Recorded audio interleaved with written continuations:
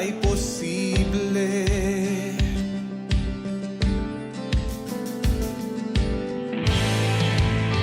Kaya't sa'yo ako'y mananalig. Ikaw ang Diyos ng langit at lupa.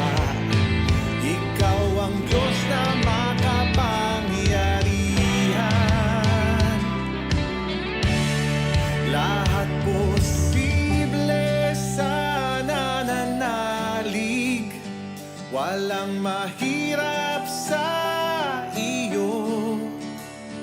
Lahat ng laban ay kakayanin kasama kita.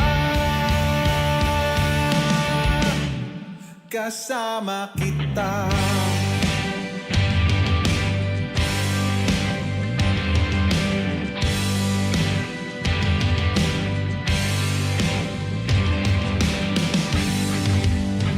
Walang bagyo na hindi tatahan. Mararanasan ang kapayapaan. O lahat ay posible. Wala nang hihigit pa sa iyong ngalan. Jesus, sa'yo ang katagumpayan. O lahat ay posible. Kaya't sa'yo ako'y mananalig. Ikaw ang Diyos ng langit at lupa. Ikaw ang Diyos na makapangyarihan. Oh, lahat posible sa nananalig. Walang mahirap sa iyo. Lahat ng laban ay kakayanin kasama kita. Lahat posible sa nananalig. Walang mahirap sa iyo. Lahat ng laban ay kakayanin kasama kita. Kasama kita.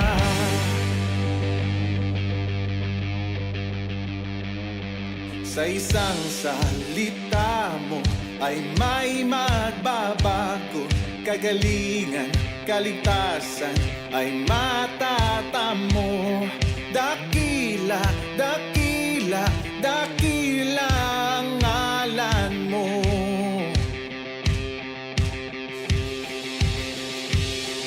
Sa isang salita mo ay may magbabago. Kagalingan, kaligtasan ay matatamo.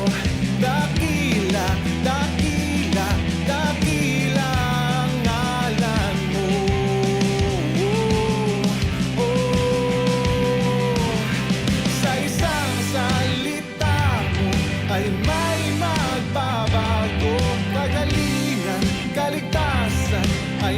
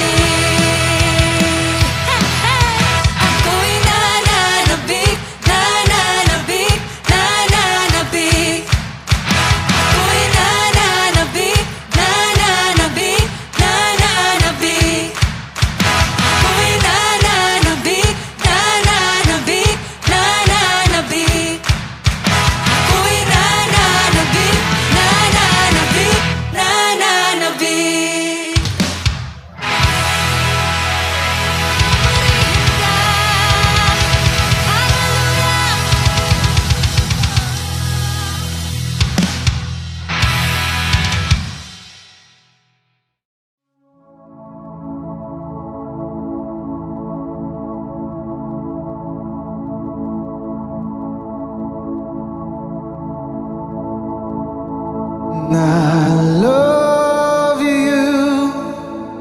All of my hope is in you. Jesus Christ, take my life, take all of me.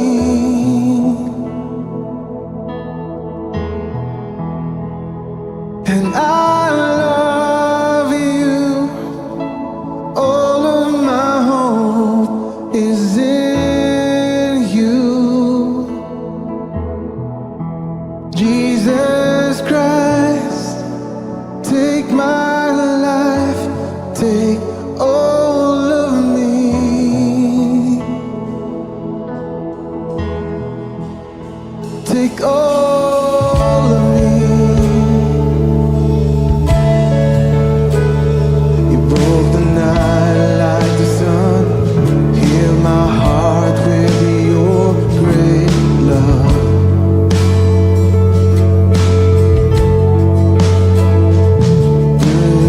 Well, I couldn't bear. You lifted me upon your shoulders.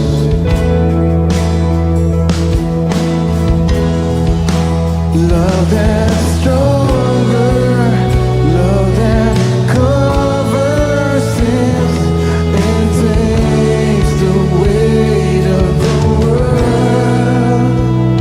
And I love you. All of my hope is in you. Jesus Christ, take my life, take all of me.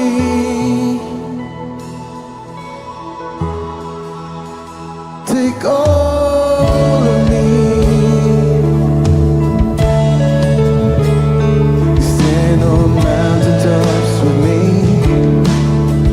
With you I'll walk through the valleys. Give your only son for me. Your grace is all I rely on.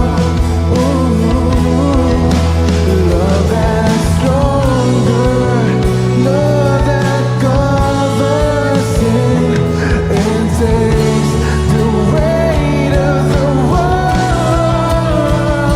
And I love you. All of my hope is in you. Jesus Christ, take my life, take all of me. I love you, and I love you. All of my hope is in you. Jesus Christ, take my life, take all of me, all of me.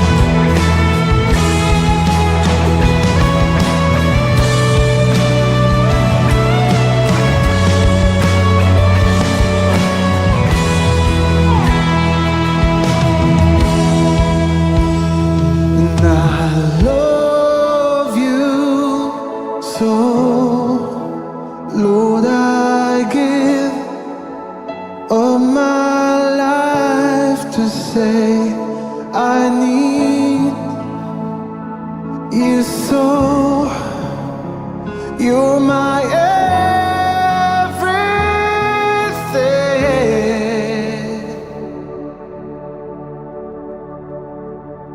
Oh,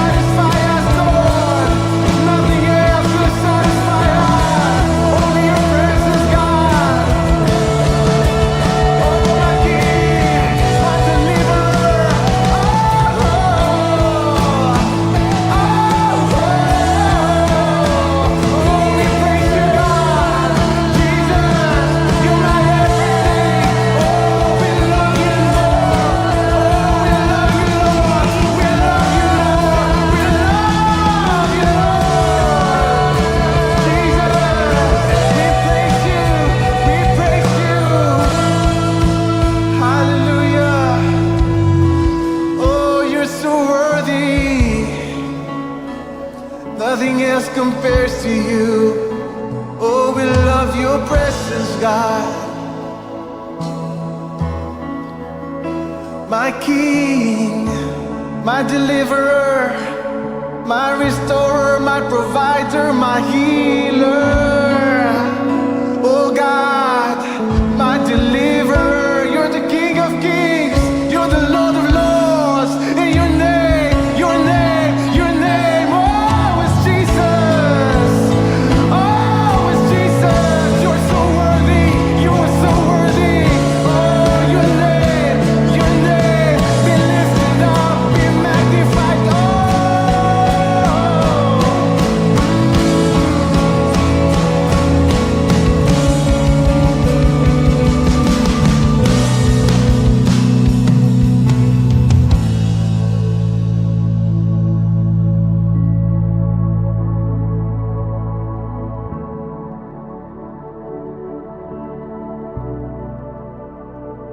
And I love you. All of my hope is in you. Jesus Christ, take my life, take all of me. Come on, you sing. And I love you. All of my hope is in you. Jesus Christ, take my life, take all of me.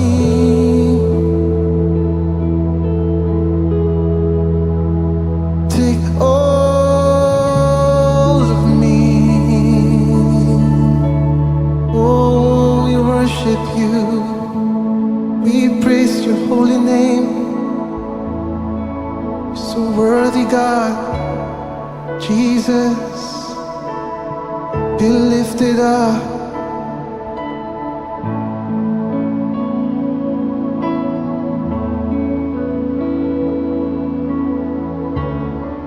Thank you, God.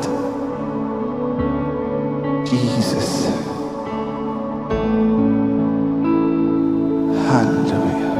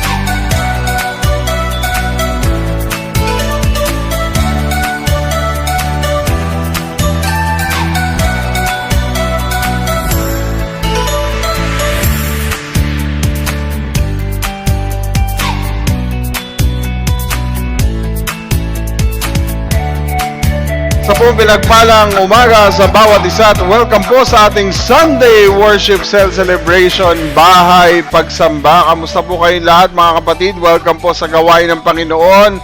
Ngayong araw ng linggo, araw po ng Panginoon, April 21, 2024. At tayo po ay patuloy na nagpapasalamat sa panibagong buhay, panibagong araw, at panibagong pagpapala sa ating buhay ngayong araw na ito na kung saan sama-sama tayo magbibigay, maglalaan, makikinig at magbibigay ng panahon sa pakikinig ng salita ng Panginoon. Magandang umaga po sa lahat ng nakatutok na po sa ating live broadcast. Sa mga maaga pa lang, kasama na natin na sumamba sa Panginoon. magandang umaga po at pinagpalang araw sa inyo ng linggo. At ganun din sa mga kapatid natin na nakatutok sa Luzon, Visayas, and Mindanao at saan man panig ng mundo na naabot po ang live streaming na ito, ay nagpapasalamat tayo sa Lord. Sa mga kapatid natin na nakapag-like, nakapag-follow at nakapag-share na po ng ating live broadcast ngayong umaga, maraming salamat po. Huwag kakalimutan, again, i-like, i-follow at i-share ang ating live broadcast ngayong pong araw na ito. Okay? So kung hindi mo pa na-share yan mga kapatid, pwede mong i-click ang share button dyan sa baba, sa tabi ng comment section. Bandang kaliwa yun, may arrow button po dyan. Click nyo po, pwede nyo pong i-share sa inyong Facebook. Pwede nyo pong i-share sa inyong Messenger sa pamagitan po ng pag-click ng Messenger button din doon. Meron din pong option doon. Pwede nyo i-share sa inyong mga mahal sa buhay. Ganun din, wag natin kakalimutang suportahan ang ating pong mga kapatid na nanonood dito sa ating YouTube channel. Ayan, sa mga kapatid natin na dito po sa platform na ito nanonood ng ating live premiere. Maraming salamat po. Huwag kakalimutang mag-subscribe. I-hit ang notification bell para lagi po kayong updated sa gawain po at sa mga YouTube premieres pa every Sunday. Okay, magandang umaga po sa ating lahat at welcome po kayo sa His Presence Church, Cavite, Batangas. At nais ko pong pasalamatan ng Panginoon dahil ang His Presence Church Batangas, Lemery, Batangas ay magdiriwang ng kanyang ika-31 taon ng kanyang ng anibersaryo ng Iglesia ng Panginoon sa His Presence Church Batangas. Okay? So tayo po ay sama-sama magkakatipon sa araw po ng linggo sa next week, April 28, 2024, alas 3 po yan. At ang guest speaker po sa anniversary yun ay si Pastor Don Reganit ng HPCI Agape Church sa Victoria, Tarlac. Ayan. So, makita-kita po tayo dyan sa April 28 sa HPC Lemery, Batangas. Ayan po. Yan yung ginaganap saan po yung ating face-to-face gathering. Ayan. At sa online naman, syempre, tuloy-tuloy po tayo sa ating series sa Book of Genesis sa Sunday. At biyaya ng Panginoon, tayo po magkakasama-sama. Special po ang araw na ito. Bakit? Syempre, malapit na yung birthday ko.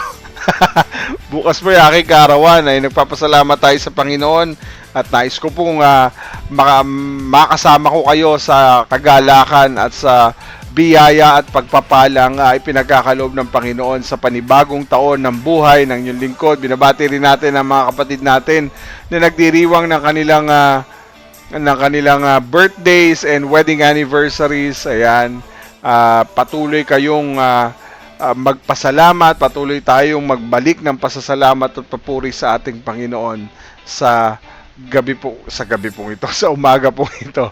Puri po ang Panginoon. Magandang araw po, Luzon, Visayas, and Mindanao. Salamat po sa patuloy ninyong pagsuporta sa gawain ng Panginoon mula pa simula hanggang sa ngayon. Sa mga first-timers natin, sa mga bisita po natin every Sunday, sa mga na i-share po yung ating live broadcast. Maraming salamat po sa mga kapatid natin na patuloy na tapat at nagkakaloob ng kanilang tithes and offering. Maraming salamat po sa patuloy ninyong pagsuporta sa gawain ng Panginoon. Pagiging tapat. Alam ko ang Diyos ay hindi po siya natutulog. Alam niya sino kayo. Alam niya kung paano kayo i-bless. At alam niya kung paano po ibabalik ng siksik liglig na pagpapala sa inyong buhay. Magandang araw po. Tayo po idadako sa ating pong pananalangin. Ipagpapatuloy po natin ang ating series about sa Book of Genesis. Nasa Genesis chapter 20 na po tayo. Ikalawang bahagi po sa ating pong gawain. Kaya po wag po tayong titigil na mas lalo po nating maranasan yung yaman ng salita ng Panginoon sa araw pong ito. Handa na po kayo. Alam ko handang-handa ka na. Tayo pong lahat ay sandaling manahimik at tayo po sandaling manalangin. Ama naming Diyos na makapangyarihan sa lahat, kami po ay nagpupuri at nagpapasalamat sa inyo, Panginoon, sa panibagong araw, buhay, kalakasan, at biyaya na ipinagkaloob mo sa amin sa umaga pong ito. Lord, nagpapasalamat kami, Lord, sa buhay mo na ipinagkaloob mo sa amin. Salamat, Lord, dahil kami malayang nakakapagbigay ng papuri, parangal, pasasalamat, at pagdakila at pagluwalhati sa iyo, Panginoon, sa araw po na ito ng araw ng pamamahinga, araw ng pagsamba, araw mo, O Diyos, na ikaw lamang ang dapat maitaas. Maraming salamat, Lord, sa pagkakataong muli na kami dinako mo, Panginoon, sa online worship na ito, sa aming bahay pagsamba. Kahit po kami nasa iba't ibang panig ng mundo, kahit po kami nasa iba't ibang lugar sa Pilipinas, nagpapasalamat kami, Lord, sa pamagitan ng technology na ito ay nagkakaroon kami ng pagkakataon na magkasama-sama at patuloy na kami po ay makapakinig ng iyong pong mga salita, ng inspirasyon ng iyong mga salita, ng katotohanan, ng pagkukorek, pagdidisiplina, pagtutuwid, pagsasanay mo, O Diyos, sa aming mga buhay. Lord, sa umaga pong ito, sa oras na ito, kami po ay nagpapasiyasat sa iyo, aming banal na spirito, sa lahat ng aming karumihan, sa lahat ng aming naging kasalanan, isip, salita at gawa. Ikaw pong nakakasiyasat ng pinakamalalim at pinakaibuturan ng aming mga puso sa lahat ng aming mga pagkakamali at pagkakasala. Sa iyo po namin hinihingi ng tawad, humingi kami ng tunay na pagsisisi at paghingi ng tawad sa lahat ng aming mga pagkakamali sa aming buhay na nagawa po namin na hindi po naaayon sa iyong kalooban. Ningi po namin ang paglilinis ng iyong banal na dugo sa aming mga buhay upang walang anumang maging hadlang sa aming matatanggap sa araw pong ito, Panginoon, sa aming pakikinig ng iyong mga salita. Samahan mo kami, our dear Holy Spirit. Guide us, mold us, teach us, give us wisdom, knowledge, and understanding, Lord God, sa pakikinig sa iyong mga salita. Ikaw lamang ang marinig namin at patuloy naming makita ang kalwalatian ni Kristo, Panginoon, sa pamagitan po ng mga salita mo, O Diyos, na magbibigay po sa amin ng matinding hamon, matinding inspirasyon, at matinding pagbabago. Samahan mo kami, ikaw po manguna sa amin, be our teacher, be our pastor, be our mentor, be our guide, Lord God, be our counselor, O dear Holy Spirit, sa umaga pong ito. Kayo po lamang ang mangusap, kayo lang po ang kumilos, ang bawat salita na mahayag po sa pamagitan po ng iyong lingkod ay patuloy na iyong basbasan at pakaingatan, Panginoon, na ang mananaig lamang ay ang iyong katotohanan, ang katotohanang nais mong iparating sa amin patungkol po sa iyong mga salita. Lord, alam namin, ikaw po ang magtatouch sa puso ng iyong mga anak sa umagang ito. At nagpapasalamat din kami, Panginoon, dahil alam namin, pagkatapos ng gawaing ito, ay patuloy naming makikita ang halaga nito at ang halaga ng salita mo, O Diyos, sa tunay na buhay at kumikilos sa aming mga buhay. Maraming salamat, Panginoon. Sa iyo namin pinagkakatiwala ang aming bahay pagsamba sa oras na ito. Salamat, Panginoon, at patuloy, Lord, na ang iyong banal na dugo ang siya mag-cover sa amin, sa aming mga mahal sa buhay, sa iglesia mo, O Diyos, sa bawat equipment na aming ginagamit sa pakikinig, sa aming live broadcast, maging sa bawat kuryente, Panginoon, na dumadaloy para kami po yung magkasama-sama at maging sa internet connection, Lord, sa iyo namin pinagkakatiwala. Bantayan mo kami ng iyo pong mga anghel sa langit at huwag niyo pong hayaan ang kaaway na sirain, wasakin ang gawaing ito na pinabanal mo, O Diyos. Maraming salamat. We bring back all the glory, honor, and praise to you, O God. We are so blessed to have you. We are so blessed to be in your presence, O dear God. Take all of us, Lord God, na lahat ng aming mga burdens, lahat ng aming mga worries, para talagang buong-buo ka naming matanggap. Yan po ang aming dalangin na may pasasalamat sa tanging pangalan ni Kristo Jesus at sa kapangyarihan ng Santong Espiritu. Amen. Amen at Amen. Magandang araw po. Welcome again sa ating pong Sunday Worship Cell Celebration Bahay Pagsamba. Kamusta po kayong lahat, mga kapatid? Ipagpapatuloy po natin ang ating series patungkol po sa Genesis chapter 20 na may pinamagatang When We Mess Up Again. Napag-aralan po natin last time yung pinaka-una nating point, no? When we mess up again, dito tayo sa Genesis 20 pa rin magpapatuloy. We talk about Abraham's mess up again. Ang pagkakamaling muli ni Abraham, no? Pinag-usapan po natin last time na hindi porket tayo ay nasa Panginoon, hindi porket tayo ay matagal ng Kristiyano, hindi porket po na tayo po ay marami ng narinig, marami ng sermon na napakinggan, marami ng pagsubok na pinagdaanan, okay na. Akala natin okay na. At akala natin yung mga experience natin sa tagal nating Kristiyano ay okay na. Mga kapatid, pwede na natin panghawakan. At marami na tayo nagawa para sa Panginoon. Akala natin okay na yon, pero ang sabi ng Panginoon sa atin, huwag tayong kakasiguro. Dahil minsan, kasunod ng spiritual high na experience, ang isang pagbagsak naman ng pagtitiwala natin sa Diyos. So habang po pinagpapatuloy po natin ang gawain ng Panginoon ngayon pong umagang ito, nakita rin po natin sa last week na story po natin na kung ilang taon nang naghihintay itong mag-asawang si Abraham at si Sarah, at mula po sa Mamre, lumipat po sila sa Negev, papuntang Gerar.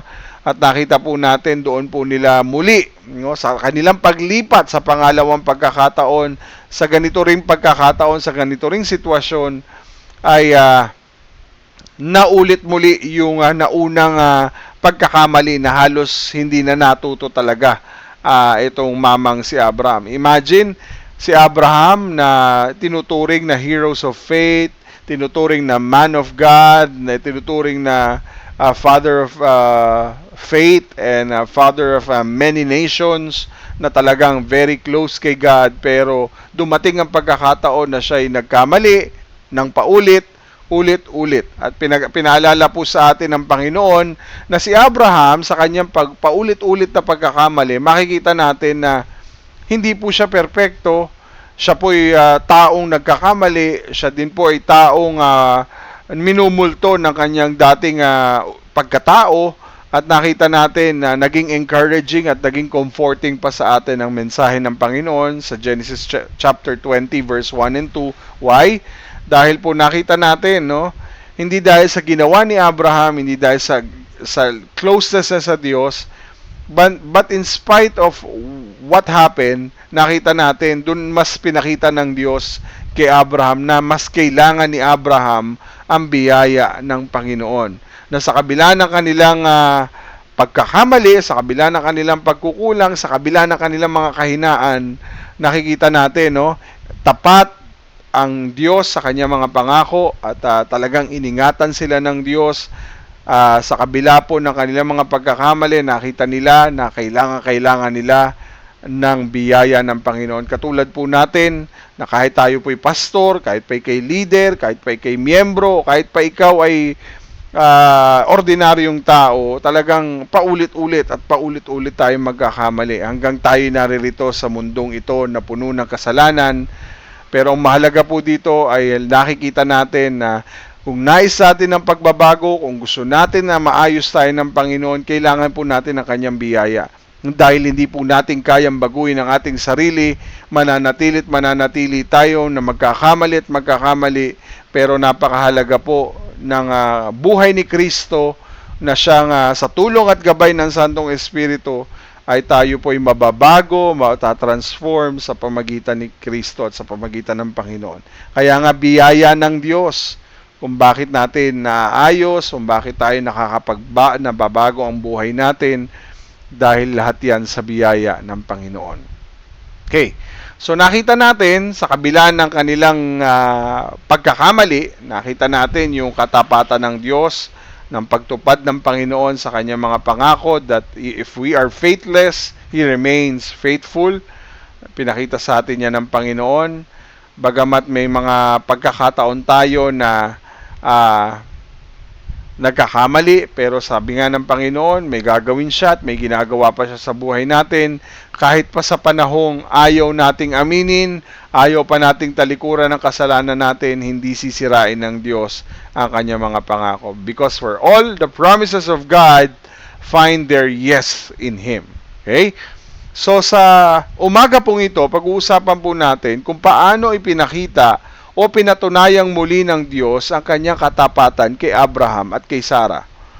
So makikita po natin yung journey na ito ay magiging kakaiba dahil alam natin na ang Diyos na po ang kumikilos muli, dahil alam ng Diyos na nag-trigger na naman ang kahinaan nitong kanyang lingkod na si Abraham dahil sa takot, dahil sa pangamba, dahil last time sa Genesis 12 natakot siya, nangamba siya dahil nagkaroon ng matinding taggutom, na-trigger siya, kaya nakagawa sila ng pagsisinungaling na tinuring niya na sinasabi niya na baka may makakitang Ehipsyo, makita siya, makita ang asawa niya, malamang asawa niya si Sarah, mapatay siya.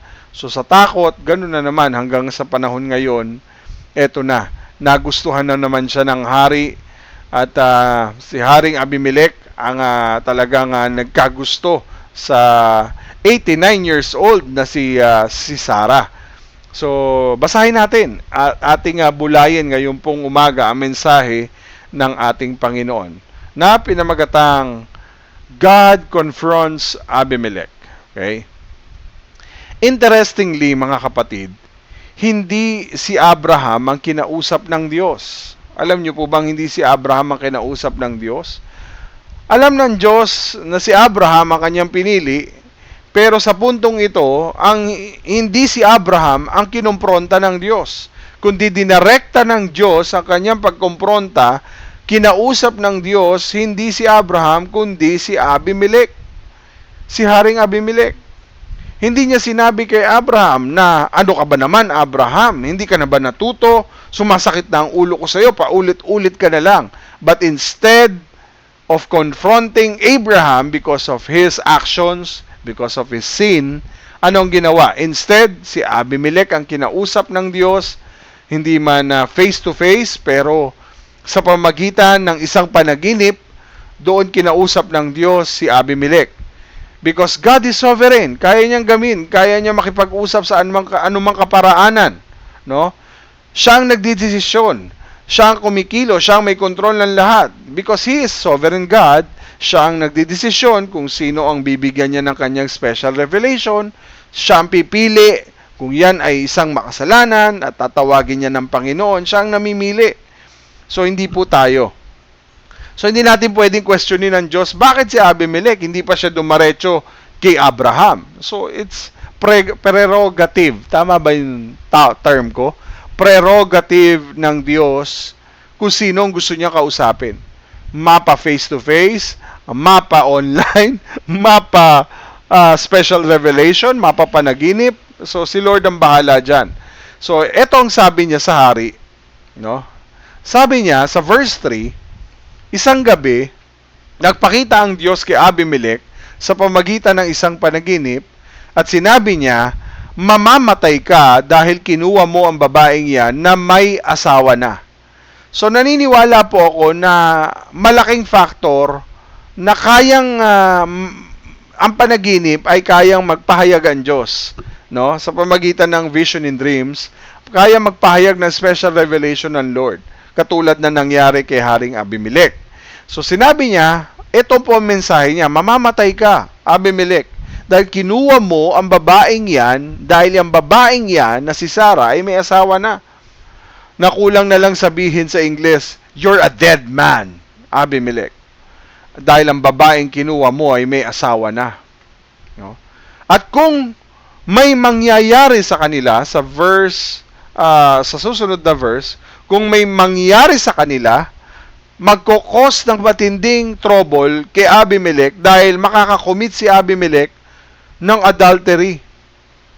Bagamat wala pa yung formal law about adultery na eventually ay bibigay ng Diyos sa Ten Commandments na huwag kang makikiapid, no? Yun ay natural law na ang ibig sabihin na itong lahing ito na hindi nakatanggap ng special revelation during the time of Abraham and Sarah, even Haring Abimelech, no?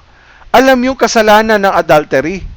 Wala pa ang Ten Commandments, hindi pa naibibigay ang Ten Commandments, which is the natural law, no? Wala pa yon, alam na nila na big no-no sa Diyos ang pakikiapid o ang adultery. So wala pong nagtatagumpay. Wala, sorry to say, wala po sa Bible na kinatigan ng Diyos ang pakikiapid o adultery. Ibig sabihin, kahit yung mga wala pa na hindi pa nakatanggap, sina Abraham, wala pang natural law, wala pang 10 commandments, alam na yung kasalanan na ayaw ng Diyos. At sa New Testament, pinakita sa atin in Romans chapter 6, verse 23, na ang kabayaran ng kasalanan ay kamatayan. No? Ang tingin nila, ang tingin ng Diyos sa kasalanan talaga, ang kabayaran niyan ay kamatayan. Kaya sabi niya kay Abimelech, mamamatay ka kapag pinatulan mo yung may asawa na. Oh. Dahil ang kasalanan, ang kabayaran, kamatayan. Pero ang binibigay ng Diyos, buhay na walang hanggan. Ang binibigay ng Diyos ay buhay na walang hanggan sa pamagitan ni Kristo na ating Panginoon. Buti na lang, kahit na talagang sadyang nakatakda na ang bawat makasalanan ay mamamatay, pero salamat sa Diyos dahil hindi lang tayo makakatanggap ng kamatayan na directly habang panahon, kamatayan doon sa impyerno, dahil ayaw ng Diyos na mangyari yon. Kaya ipinadala niya si Kristo para magkaroon tayo ng everlasting life, ng eternal life kasama ang Diyos pagkatapos ng ating kamatayan sa mundong ibabaw. So alam natin dapat at alam natin na ang tanging daan patungo sa langit doon habang panahon nakasama mo ang Diyos, may eternal life ka with Christ Jesus, si Jesus lang talaga. Alam natin dapat siya ang reason. Siya ang dahilan. Yun yung matatanggap natin, yun yung mapupuntahan natin pag tayo'y nakaranas na ng kamatayan sa mundo. Lahat naman tayo mamamatay. Lahat naman tayo ay darating sa araw ng ating kamatayan. Pero darating din ang pagkakataon na kailangan habang tayo'y buhay at malakas, alam natin ang patutunguhan natin pagkatapos ng buhay natin dito sa mundong ibabaw. Buti na lang, kahit posibleng ilang araw o ilang buwan na lumipas na nandoon sa kanya, nasa poder na ni Haring Abimelech si Sarah, makikita natin, maaring hindi pa rin nagagalaw ni Haring Abimelech si Sarah, no? Kasi may pagbabala na ang Panginoon Verse 4, tingnan natin. Pero dahil, sabi sa verse 4, kahit mahaba ng panahon o ilang araw na lumipas na nandun si Sarah sa poder ni Abimelech, sabi ng Bible, hindi pa nagagalaw ni Abimelech si Sarah. So pinakita ng Panginoon, malinaw sa story, hindi katulad sa Genesis chapter 12 na hindi klaro kung ginalaw ba ng Pharaoh o yung hari ng Egypt si Sarah o hindi. Wala pong naging malinaw na description. Pero dito sa chapter 20 ng verse 4, makikita natin malinaw na hindi nagalaw ni Abimelech si Sarah. So wala pong nangyari sa kanila. Wala pong pagsisiping na nangyari. So sinabi niya sa Panginoon, sabi ni Abimelech, Panginoon, bakit niyo po ako papatayin? Panginoon, pati yung mga tauhan ko, papatayin ninyo. Wala nga po akong kasalanan. Hindi ko po alam na ganyan ang sitwasyon. Bakit niyo po ako papatayin? So, tama nga naman, tama rin kanyang pagtugon, makikita natin. Kasi, at this point, mga kapatid, importante na nilinaw sa chapter 21 na ang pagbubuntis ni Sarah ay hindi galing kay Abimelech. No, malinaw po ito. Na ang pagbubuntis na mangyayari kay Sarah sa chapter 21 ay mahalagang malaman na si Abraham ang tatay, si Abraham lang at walang duda na si Abraham ang ama. So, sa warning ng Diyos sa kanya, ang pagsagot na ito ni Abimelech na Panginoon, no? Nakita mo, sinabi niya, Panginoon, kilala niya ang Diyos. Ibig sabihin, meron siyang pagkaunawa. Nandun yung pagkakilala ni Abimelech sa Diyos. Papatayin niyo ba ako at ang aking bayan na wala namang kasalanan?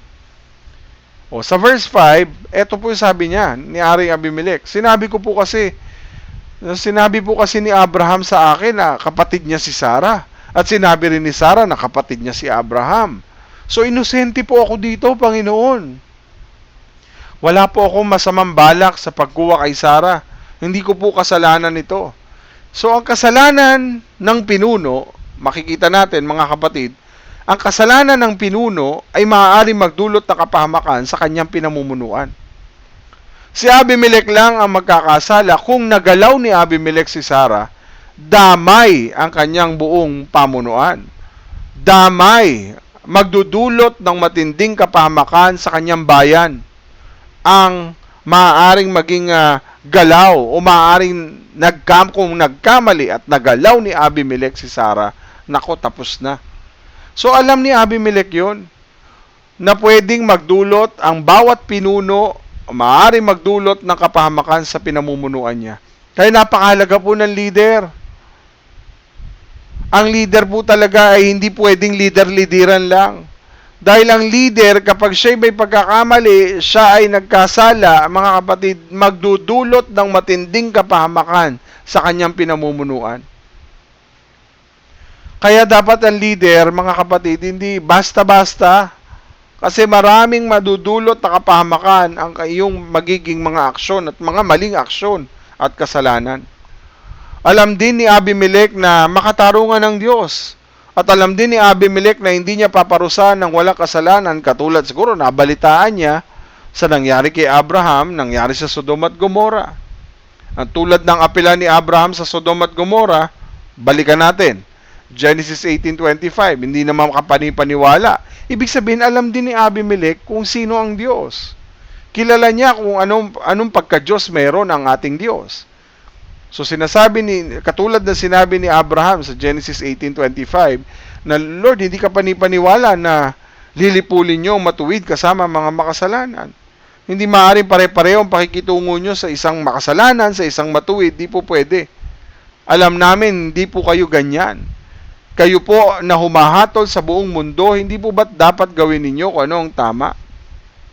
So same thing, same scenario, ganun din si Abimelech. Hindi naman ibig sabihin na wala talagang kasalanan si Abimelech, no? Wala siyang ginawang pagkakamali, no? Actually, si Abraham pa kan dapat sisihin.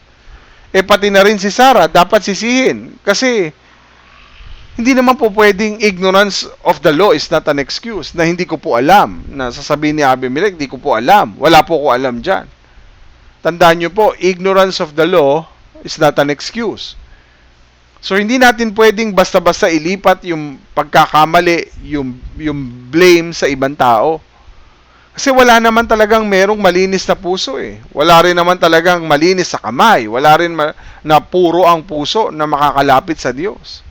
Psalm 24 verse 3-4. Sino karapat-dapat na umakyat sa bundok ng Panginoon? Sino maaaring tumungtong sa kanyang banal na templo? Lahat naman tayo ay nagkakamali. 'Di ba? Makakatungtong ba ang may matuwid na pamumuhay? Makakatungtong ba doon sa bundok ng Panginoon ang may malinis na puso? Ang di sumasamba sa mga Diyos-Diyosan? Ang mga sumusumpa ng kasinungalingan? So kaya nga sinasabi po sa atin, mga kapatid, hindi natin pwedeng basta-basta isisi ang pagkakamali dahil lahat naman talaga tayo, no? Wala naman talagang may malinis na puso.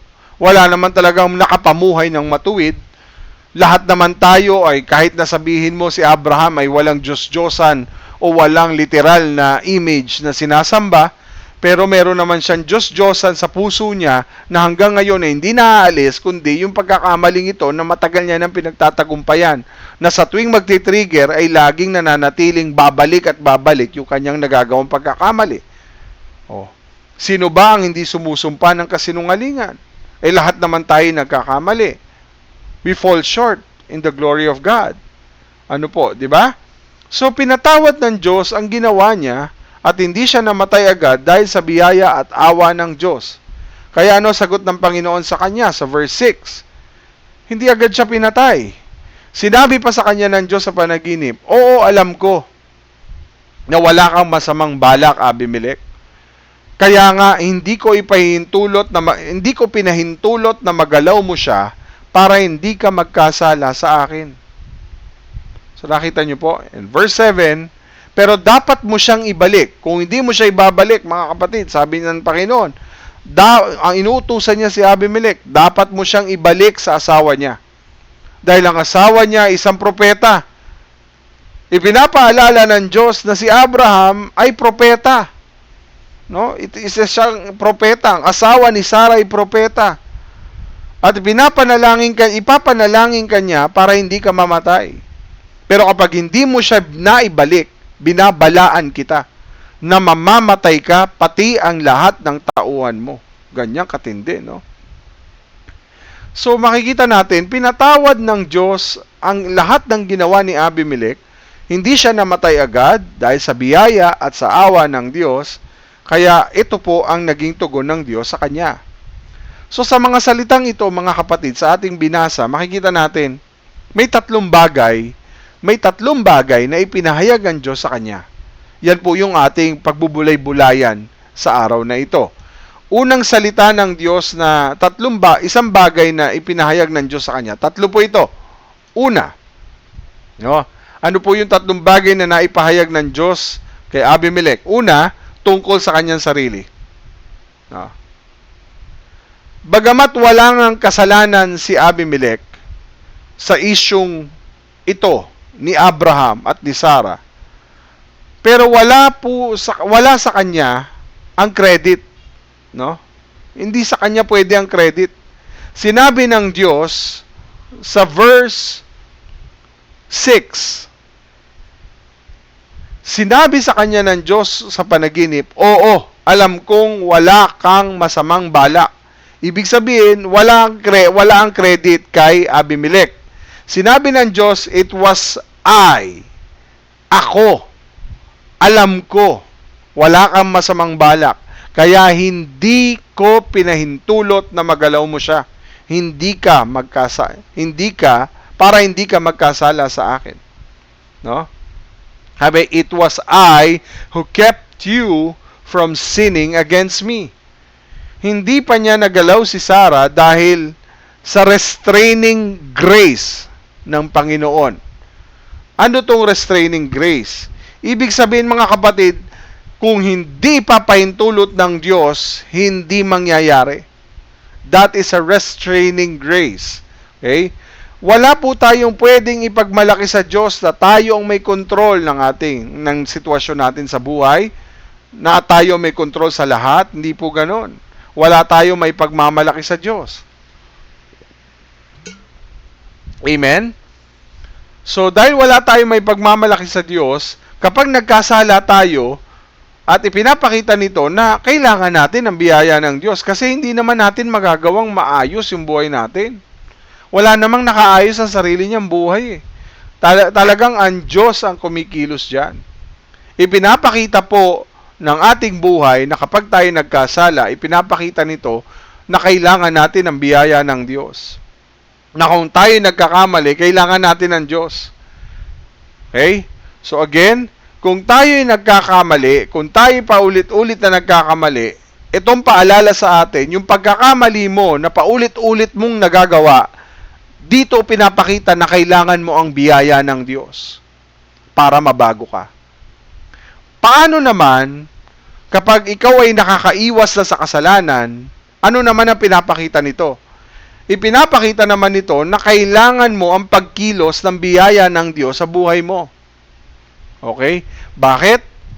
So kung paulit-ulit na pagkakamali, anong pinapakita nito? Kailangan mo ng biyaya. Kailangan natin ang biyaya ng Diyos.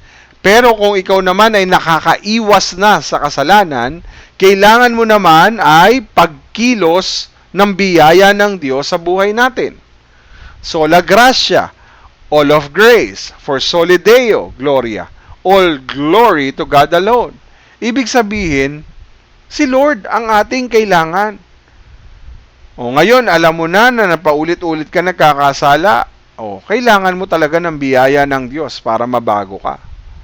Ngayon na naiiwasan mo na ang kasalanan, hindi dahil sa mahusay ka, hindi dahil mataas ang iyong pananampalataya, mataas ang iyong spiritual, dito nakikita na kailangan mo pa rin ng pagkilos naman ng biyaya ng Diyos sa buhay mo. So tandaan natin, Biyaya ng Diyos ang kailangan natin sa paglaban sa kasalanan. The grace of God, yan ang kailangan natin para labanan ang kasalanan.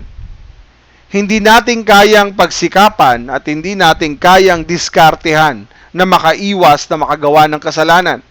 Kailangan natin kung paulit-ulit na tayo nagkakamali, kailangan na natin ng biyaya ng Diyos. Kasi hindi na natin mawari, bakit ba hanggang ngayon nauhulog at nauhulog paulit-ulit ako sa pagkakamali? Meaning, may kailangan ka. Ano?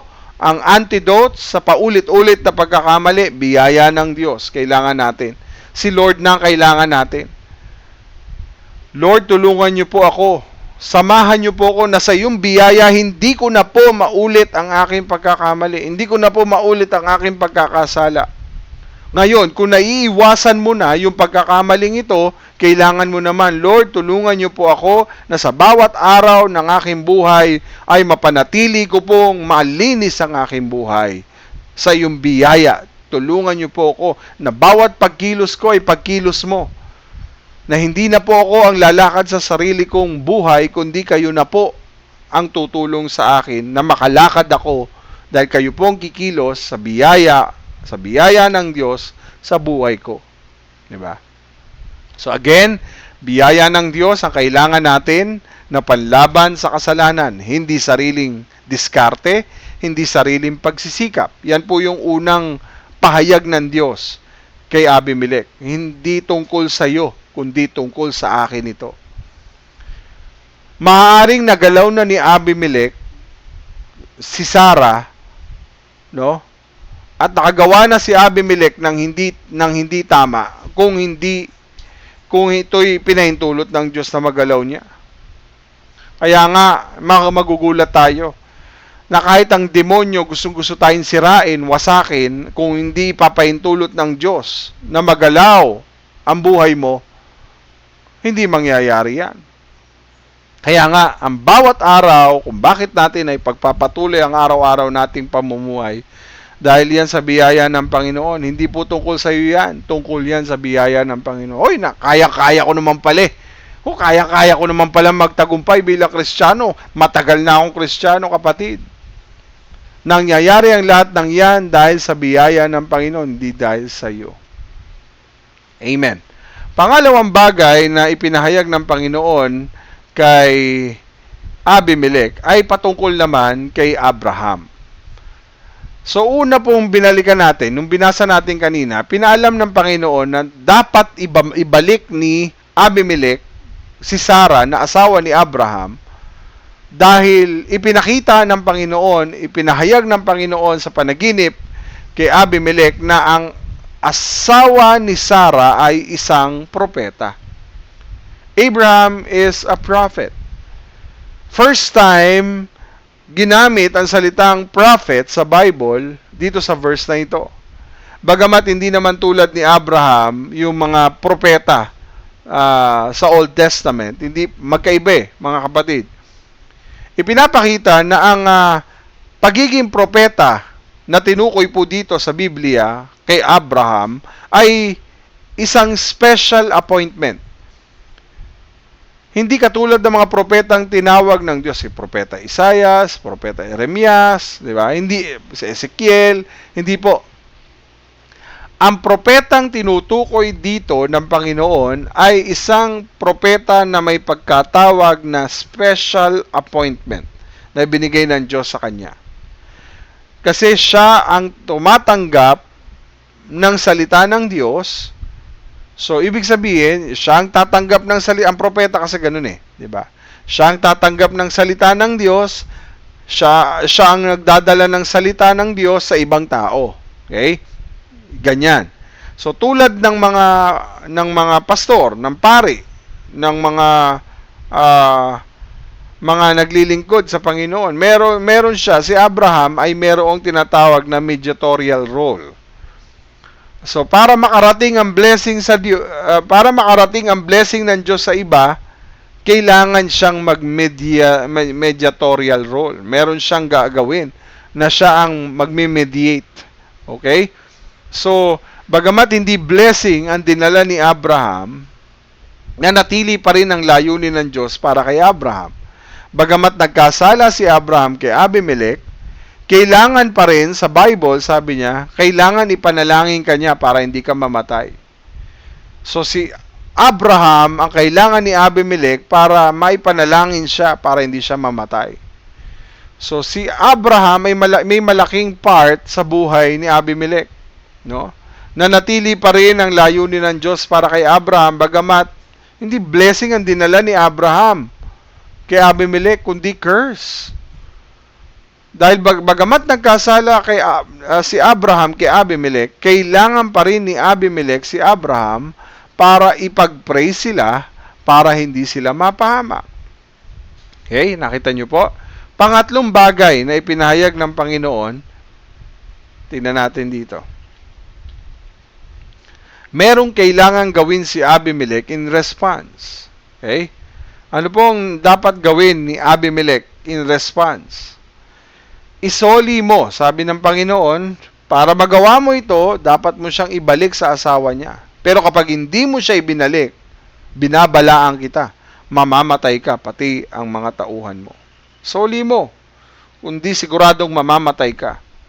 So kapag nagsalita ang Diyos at talagang nakikinig tayo, hindi pwedeng wala tayong gagawin in response. Okay? So ibig sabihin, narinig mo ang bad news na makasalanan tayo, na mamamatay tayo dahil sa kasalanan. Narinig mo rin ang good news dahil kay Kristo at sa ginawa niya sa krus ng Kalbaryo, mabubuhay tayo.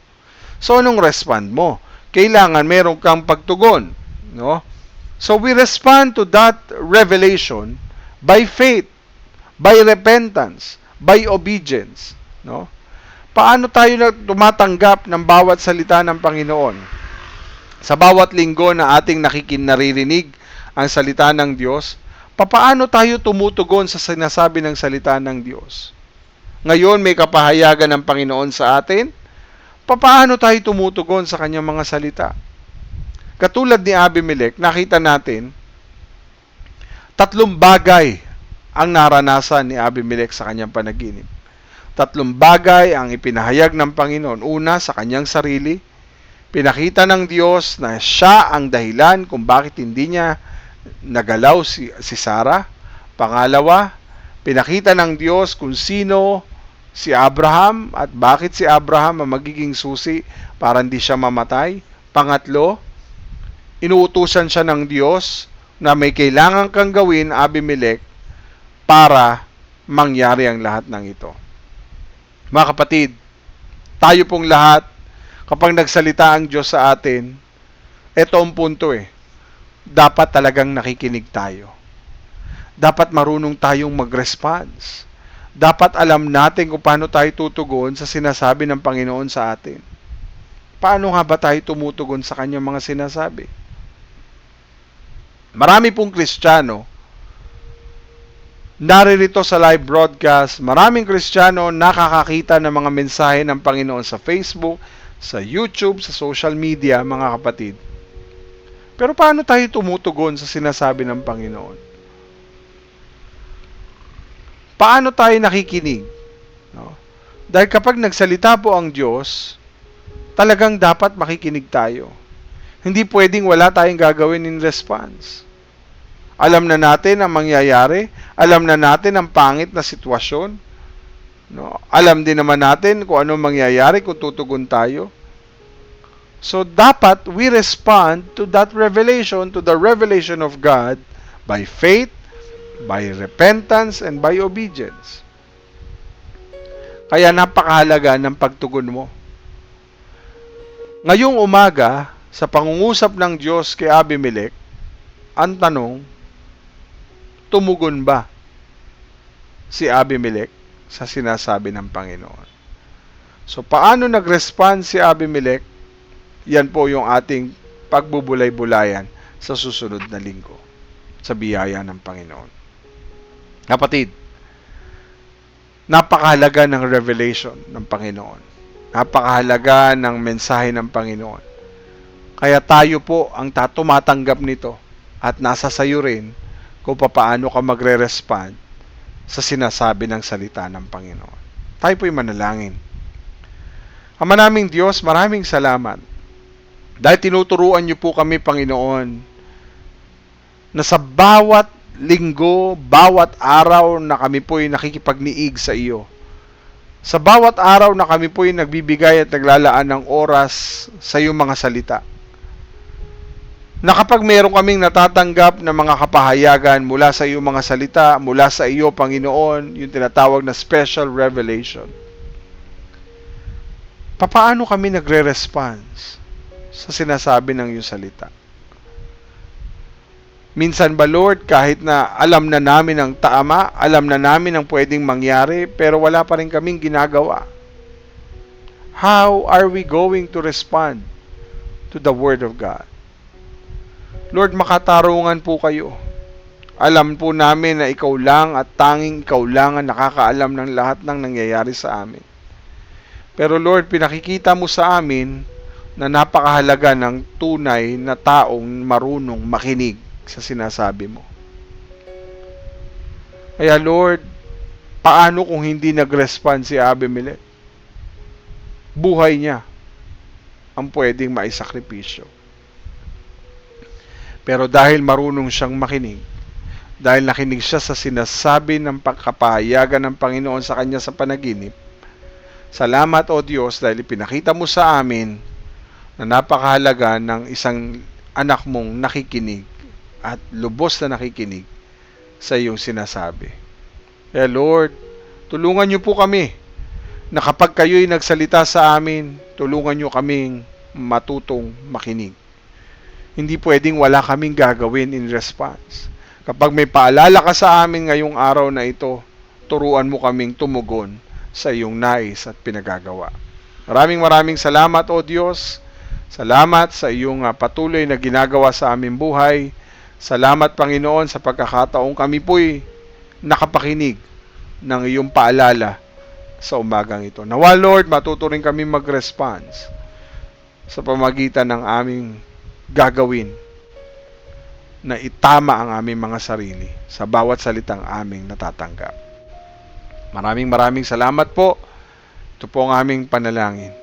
Salamat, our dear Holy Spirit. Thank you, Jesus. We praise you, we honor you. In Jesus Christ's name we pray. Amen. Amen and amen. God bless you mga kapatid. Nawa po naging paalala sa atin ang mensaheng ito sa umaga pong ito. Maraming salamat sa lahat nating mga kapatid na nakatutok po sa ating live broadcast mula pa kanina hanggang sa matapos ang gawaing ito. Maraming salamat po sa patuloy ninyong pagsuporta. Ngayon pong oras na ito, if you want to become syempre, gusto mo talaga na maging tapat sa pagbabalik ng iyong kaloob at ikapu, you can give it online to support the mission of God, to support the yung gawain, the ministry.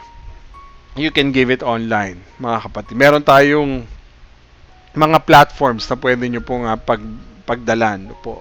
At alam ko po na kung na-bless tayo ng Panginoon, you want to bless, to share, and to give your offering, the best offering to God, and to give your best, your tithes, no, to become faithful to God, you can do it via online. Maraming salamat po sa inyong pagsuporta. Maraming salamat po sa inyong patuloy na pakikinig ng salita ng Panginoon. At gaya nga ng paalala sa atin ng Panginoon, how are we going to respond to the revelation of God? By faith, by repentance, and by obedience. So tayo po ngayon, nasa atin na ang bola, papaano tayo tutugon sa mga paalala ng Panginoon sa atin. Maraming salamat po. To God be all the glory. Have a great weekend everyone. God bless you. Maraming salamat po. God bless you.